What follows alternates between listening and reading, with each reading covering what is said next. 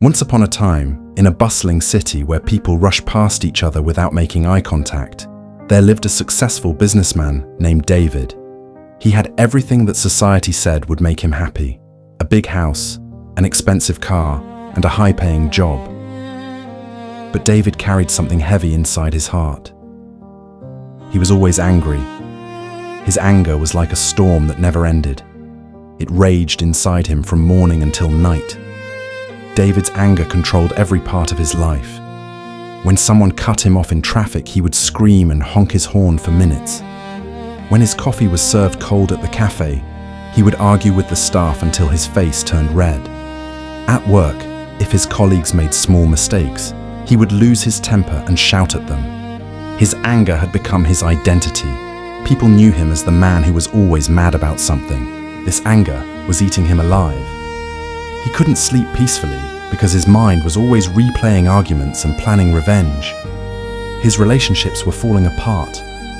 Friends stopped inviting him to gatherings because they were afraid of his outbursts. His family walked on eggshells around him. Even his own reflection in the mirror made him angry because he saw a man he didn't recognize anymore. One evening, after another terrible day filled with arguments and frustration, David sat alone in his apartment. His head was pounding, his chest felt tight, and he was exhausted from carrying so much anger. He looked around his empty home and realized something shocking. Despite all his success, he was completely miserable.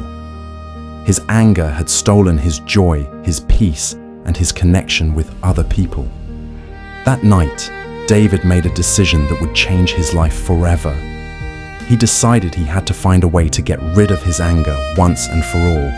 But how do you sell something that seems impossible to remove? How do you let go of emotions that have become part of who you are? The next morning, David heard about a wise old teacher who lived on the outskirts of the city. People said this teacher had helped many troubled souls find peace. Some called him a miracle worker, while others said he simply understood the human heart better than anyone else. David was desperate enough to try anything, so he decided to visit this mysterious teacher. After a long journey through winding roads and quiet villages, David finally reached a small, simple house surrounded by beautiful gardens. The air felt different here. It was calm and peaceful, unlike the chaotic energy of the city. On the porch of the house, an elderly man with gentle eyes was sitting quietly. His presence radiated a tranquility that David had never experienced before. David approached the old teacher nervously and said, "Sir, I have heard you can help people with their problems. I am drowning in my own anger. It's destroying my life and hurting everyone around me. I want to get rid of it completely. Can you help me?" The old teacher looked at David with compassion and smiled softly. He said, "So you want to sell your anger? That's interesting. But tell me, do you even understand what anger really is? Do you know where it comes from and why it stays with you?" David was confused by these questions. He had never thought about anger this deeply before. The teacher continued, "Before I can help you sell your anger, you must first understand what you're trying to sell. Come with me. I will show you something that will open your eyes to the truth about emotions." The teacher led David to a quiet garden where a small pond reflected the sky like a mirror. He picked up a smooth stone and handed it to David. "Hold this stone tightly in your fist," the teacher said. David gripped the stone as hard as he could. "Now keep holding it for the next hour while we walk and talk." As they began walking through the garden, the teacher started telling David about the nature of emotions. "You see, my friend, anger is not something that attacks you from outside. Anger is something you create inside your own mind. It's like this stone in your hand. The longer you hold onto it, the more it hurts you." After just 10 minutes of walking, David's hands started to ache. The stone felt heavier and heavier. His fingers were getting stiff and painful, but the teacher kept talking and walking as if nothing was wrong. "Tell me, David, who is making your hand hurt right now? Is it me? Is it the stone? Or is it your decision to keep holding on to something that causes you pain?" David realized what the teacher was showing him, but he was stubborn. "I can handle this pain," he said through gritted teeth. The teacher smiled. "That's exactly what you've been saying about your anger for years. You think holding on to it makes you strong, but it's actually making you weak."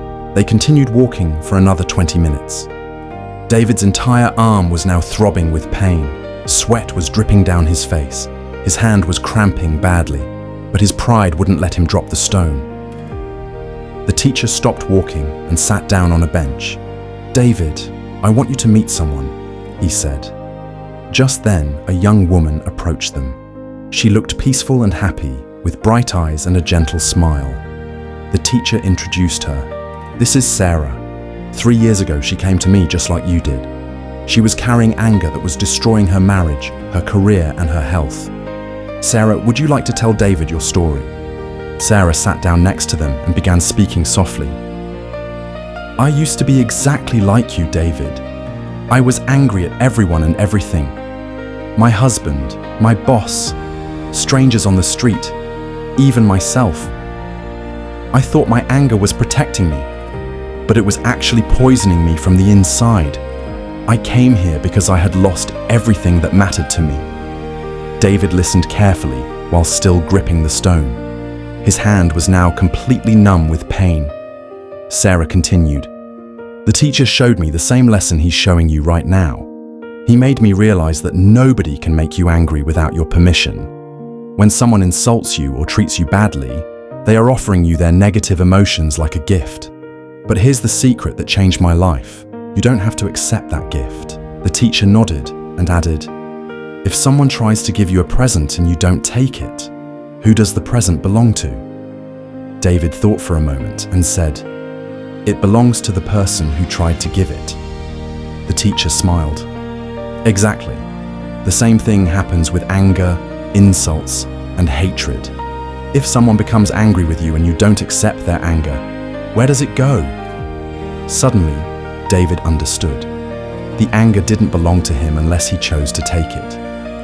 All these years, he had been accepting every negative emotion that people offered him. He had been carrying their problems, their stress, and their pain as if it was his own responsibility. "But teacher," David asked, "how do I stop taking these gifts of anger? How do I let go of the anger I'm already carrying?" The teacher pointed to David's clenched fist. "The answer is in your hand right now. You've been holding that stone for almost an hour. Your hand is probably in terrible pain, but I never told you that you couldn't drop it. You can let go any time you want. The question is, why are you still holding on?" David looked down at his hand. The pain was unbearable, but somehow he had convinced himself that he had to keep holding the stone. It was the same with his anger. Nobody was forcing him to stay angry. He was choosing to hold on to it, even though it was hurting him. With a deep breath, David opened his hand and let the stone fall to the ground. The relief was immediate and incredible. Blood rushed back into his fingers. The pain disappeared. His whole arm felt light and free. For the first time in years, David smiled a genuine smile. "That's exactly how it feels when you let go of anger," the teacher said gently. "You realize that you were the one holding on to something that was causing you pain, and you always had the power to let it go." If this story touched your heart and opened your eyes to a new way of handling emotions, please share it with someone who needs to hear it. Remember, you have the power to choose which emotions you accept and which ones you let go. See you in the next story, where we'll explore more life-changing lessons together.